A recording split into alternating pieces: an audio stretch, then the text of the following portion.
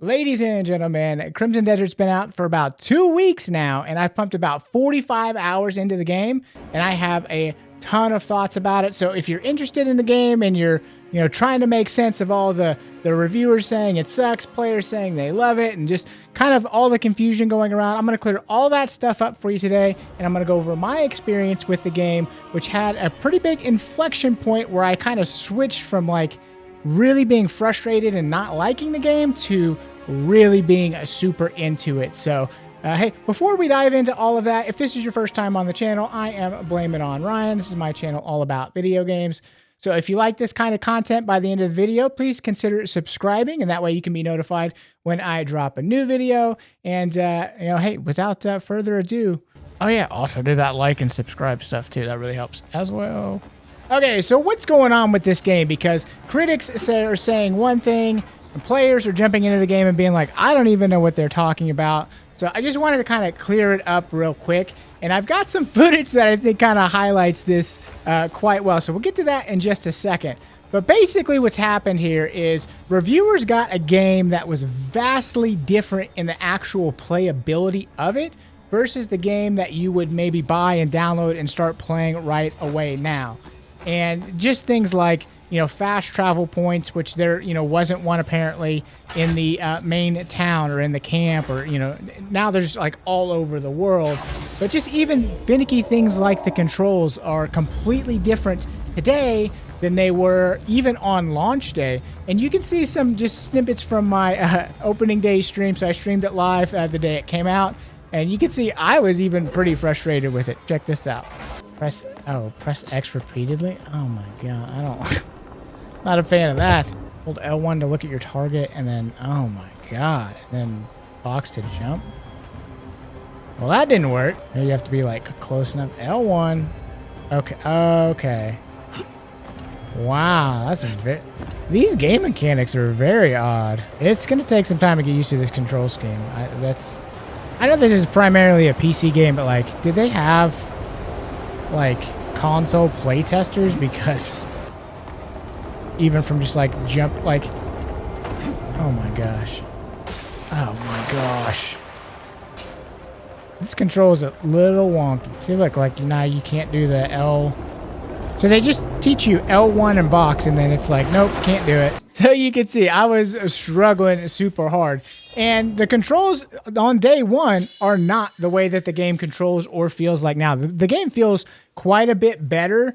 Yeah, I think Cliff still has a little bit of momentum issues, but not nearly as much as he did on day one. And, just the movement through the world and everything feels so much better today. So I don't think you've got to worry about any of that kind of stuff now. But what about the whole it takes 8, 10, 12 hours to get into the game thing?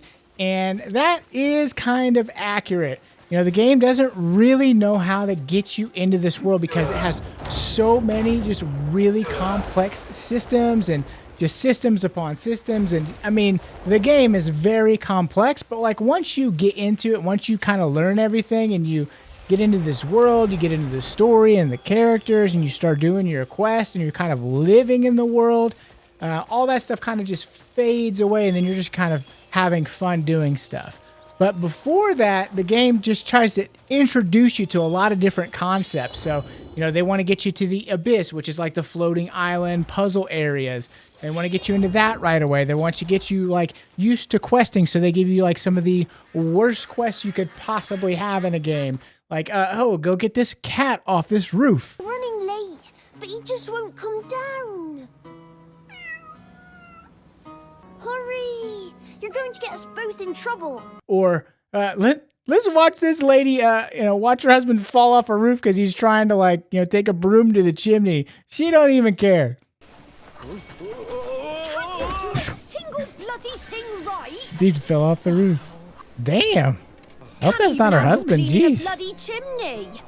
Some husband you turned out to be. It is her husband. Can you believe? Now, look, I liked the guy falling off the roof. I thought that was funny, but the stupid get the cat off the roof quest. There's just a lot of dumb stuff like that in the beginning of the game.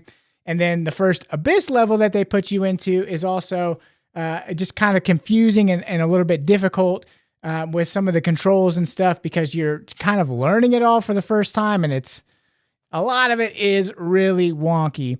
Whoa, this is like wacky. It's kind of weird. This control's very strange. Man, why do they have to make its controls so weird? I still can't get this one to move. Yeah, control is just really wonky. Story of the game so far is just the controls are very, very hard to get used to on controllers. So if you're a PC player, maybe it's easier, but not to mention other stuff like the sprint being the X button, and when the game launched, you had to like repeatedly tap the X button for your character to like gain momentum and get going, and you had to keep tapping it if you wanted him to go faster. But now you just tap it once, he's off and running, no big deal. But just, a lot of stuff like that, or the Axiom Force where you like shoot out this projectile hand thing and it like latches onto something, and you've got to use like your L2 and R2 to like raise it and lower it, and you also got to like move it around. It's just like it's really wonky and kind of difficult to control, like especially when you're just kind of jumping into it for the first time. I mean, I'm 45 hours into the game, and when I have to do those mechanics, I have to like kind of get my brain right to get the, okay, up, down, pull it left, right, that kind of stuff. So the controls, when it comes to the puzzling, you do get better at it and gets easier. And I think the controls do work a lot better than they did on launch day, because they've just been furiously patching this game. So needless to say, the game that you're going to play today, if you dive in or deciding to dive in, is very different than the one that reviewers got, and it's very different even from the one that I got on day one. Okay, so let's talk about finally getting hooked into the game, because that first 8 to 12 hours and you're doing all this different kind of random stuff, and combined with all of the weird, like hold L1 and box to jump, and hold L1 for everything that you have to do. Like you can't walk up and talk to somebody, you have to hold L1 and box. Like a lot of this stuff has been kind of fixed. You do the L1 thing a lot, and you do get used to it. But once all of that kind of stuff is out of the way and you're like off into the world proper, like you could literally just go off on an adventure if you want to, or, you start doing your quest, which I really started just focusing a lot on the main quest at first, which I think it's an okay thing to do, but you really want to pay attention to your other quests, and especially your gray main quests where you start to build your camp, because that was the real turning point of the game, is whenever I started to build up my camp, and I'm, finding gray mains out in the world, and like we're getting more and more of us together, and I'm like building this community. And what kind of clicked for me is it's like I started to realize, like in the around the 20-hour mark, between 20 and 30 hours, I'm like, I'm just kind of living in this world now. I'm like, the stuff that I'm doing is having, ramifications. Like I, helped out this particular a faction in the game, and they gave me this huge plot of land for me to start a camp, which just started with basically like me and my little tent and whatever. And like now I got like 6 or 7 gray mains living here, and I got people setting up shops, and we're going on like missions to do stuff. And I'm hearing rumors, and I'm hearing tips about other gray mains out there. I'm like, okay, let's go get these guys. And as you get them, you're like, I like these guys. These are my people. And you just kind of want to find more of them. And so as you continue through the game, you find more of them. You start, building up your camp. You start sending them on missions. Your camp just keeps getting like bigger and bigger, to where you get to the point where instead of having to go into town for stuff, you'll be able to do all that stuff in camp, basically. And, you continue on with your, other faction quests, your other different quests that you're doing, your main quests, all that kind of stuff. And I will tell you, the main area of the game, and you've probably seen the meme by now of people wanting the game to be renamed Hernan, because, 40 hours into the game, I've left Hernan one time.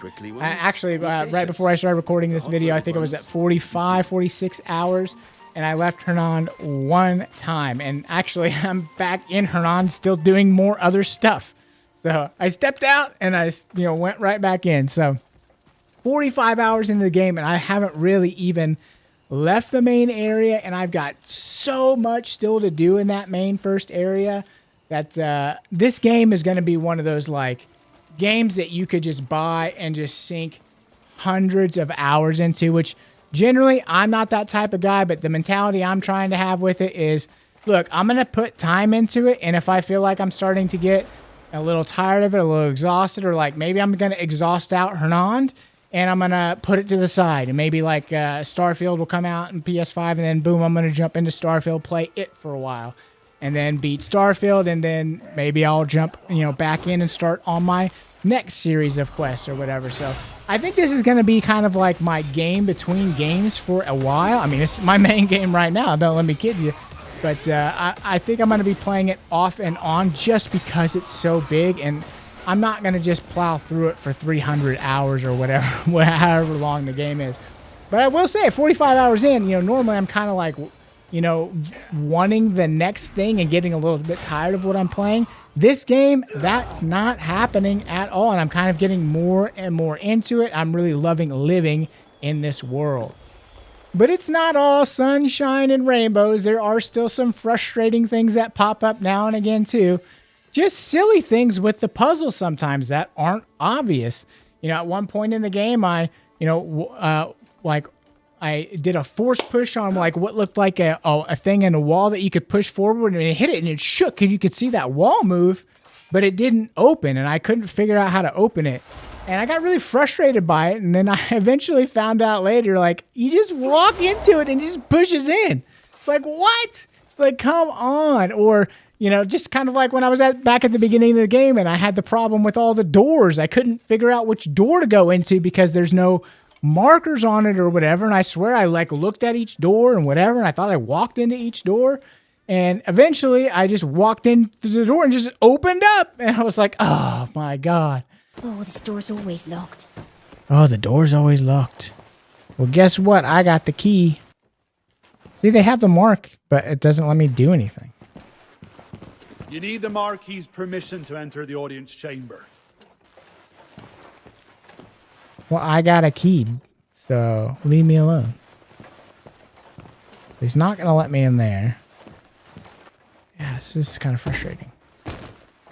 See, and then I guess I got too close to the door, so you get locked into that. I did it again. You get locked into that animation. You have to wait for him to pound on the door. He just key is required. I have a key. How do I use it? After Cliff gets done banging against the door again. Yeah, it's still not giving me any options. This door, I'm gonna lose my shit. Nope.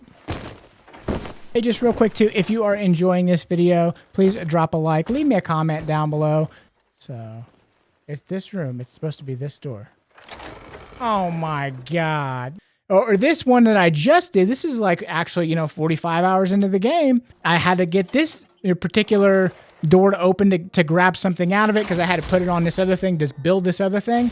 And I'm like, it really focuses on that middle part of the little thing, the sconce looking thing up there. And I'm like, okay, I got to do the axiom force and I got to twist it and it's going to open the door and all this stuff. And no, it doesn't do any of that stuff. And I tried all of these different things. Even it looks like places on the side of the wall where maybe you could punch through it or force punch through it and make a hole or something, because there's other parts around here where you're walking on it and it's falling through and creating holes. So I'm thinking maybe that's going to work. But what ends up happening is it's just a little, you just go turn this little, you just light this flame and the door opens like it's friggin' Zelda or something. I'm like, ugh. So I've gotten to the point where I really like the puzzles, but sometimes they're just so stupid. It's what? What? You haven't done this in the entire 45 hours of the game. You've taught me these different methods and I'm trying to think in those terms and you're like, oh, just light the flame. Just light the flame. Okay. All right. But at the end of the day, I'm really loving just kind of living in the world. I sometimes instead of just doing, quests, I just like to, because the draw distance in this game is so vast and it is so beautiful.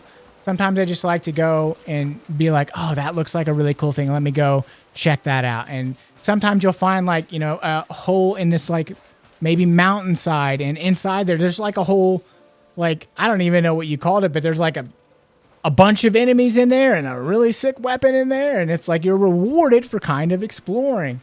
Or if you just go off the beaten path and up a certain arm of the map, you're this part of the map is like really skinny and it's like not building out. I'm like, I should just keep following this. And you follow it all the way up and you're rewarded with like a really sick weapon. So the game does reward that just kind of like explorative nature. If you just want to kind of go off on your own, you can definitely do that in this game as well. So I guess by now you're wondering, do I recommend Crimson Desert? And I think if you've watched this entire video, you could probably deduce by now that the answer is a definitive yes. I think this is a great game. It is overwhelmingly expansive in its size, in its scope, in its mechanics, in its everything that you can do in the game. There's so much stuff that I haven't even unlocked. Like, you've seen, like, some of the promo stuff of, like, jetpacks and dragons. Like, I haven't gotten to any of that kind of stuff. So, if you want a fantasy world that you can just engross yourself and, like, live in this world for hundreds of hours, this is definitely your game. And these developers are updating it and responding to feedback lightning quick like I've never seen in a game before, and for the better. And so a lot of the things I was frustrated with, if you checked out my streams for day 1 and day 2, a lot of that stuff is all fixed. I mean, it still takes a little bit to get used to the way Cliff moves, but it's not nearly what it was on day 1. And they fixed a lot of the mechanic stuff. They fixed the stamina stuff for the glider. I mean, you can literally like almost Superman through the world now.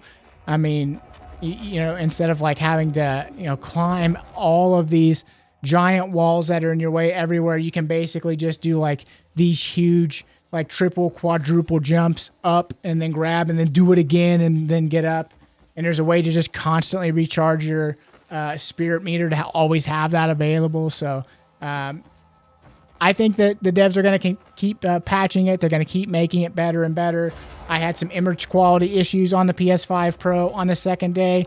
All of those have been fixed. The game looks and runs beautiful. And so I think if you're looking at making a purchasing decision here on Crimson Desert, I think you are good and safe to buy it.